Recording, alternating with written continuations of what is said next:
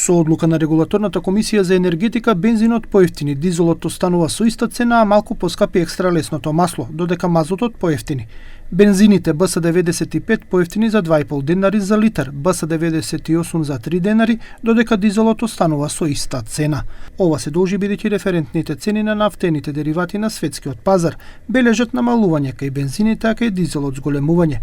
Но денеска светот се разбуди со цена од $116 за барел, по изјавата на председателот на САД Доналд Трамп дека е можна ограничена копнена инвазија во Иран. Да бидам искрен со вас, мојата омилена опција е да ја земеме нафтата во Иран, но некои глупави луѓе во САД велат зошто го правите тоа.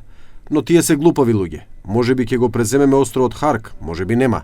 Имаме многу опции. Ако се случи ова, тоа ќе значи дополнителна ескалација на кризата која започна на 28 февруари со нападот на САД и Израел врз Иран. Според универзитетскиот професор Маријан Петрески, во изминатиот период кризата се немаше прелеано во македонската економија.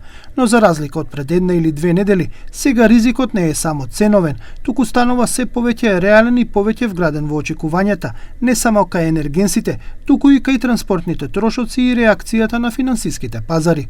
Петрески смета дека иако имаме мал фискален простор поради висината на јавниот долг, владата може да презема мерки, но тие да не бидат адхок и фискално скапи интервенции. Не треба да се универзални или линеарни, туку насочени.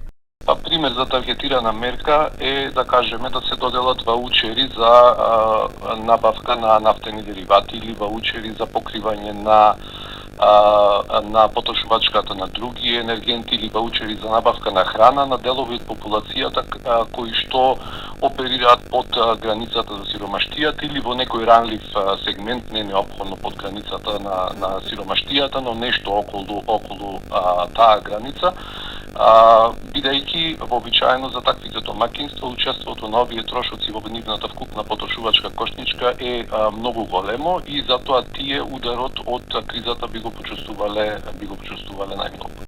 Петрески вели дека треба да се следат надворешните ризици со цел да се одржи макроекономската стабилност во тесна координација помеѓу монетарната и фискалната политика. Според него, намалувањето на данокот на додадена вредност за нафтените деривати е особено релевантна во вакви услови.